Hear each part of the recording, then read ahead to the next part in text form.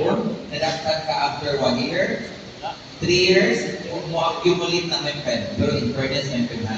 Katong may nanakpan may pen using cellphone, ako'y nabili siya ako, 15,000 na. Limang ka, supposed to be kung yung aning kong violation, maana ka sa mga friend, ulat tayo, pwede mga mimili my friend ka na, malulang ang mga friend ka, pamikubi, tama friend. Kaya ba ka sa reaction? Okay na my friend mo eh? Yada na lang ko na. And God is good, prosperity is my friend. Amen? Dito siya important. Kung tanawin mo, na nag-budget na kanya, paano dito sa palawag my friend? Isa lang doon eh. Paano lang dito?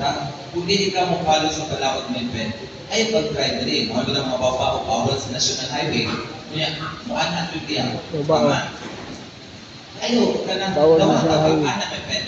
Kung imong sala, Uchi and John Roy, akong sala, akong nagsala.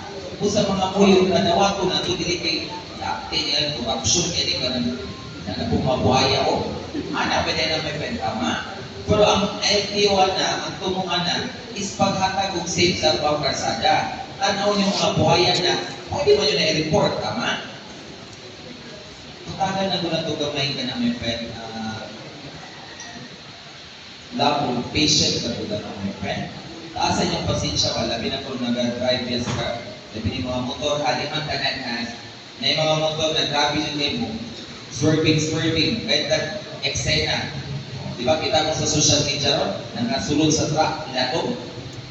Ang upan, susukay dagan, wala nang penalty, lagpot. May lagi, ang ilagputan niya, balas, dilisar sa pinto. Kung nagkabi dyan ang discussion sa motor my friend, kung na-amping ng dita, asa dyan ang inyong pasensya, then follow sa speed limit. But again ha, inyong man ang choice in life, pero punta, kung mag-amping ta, then sabay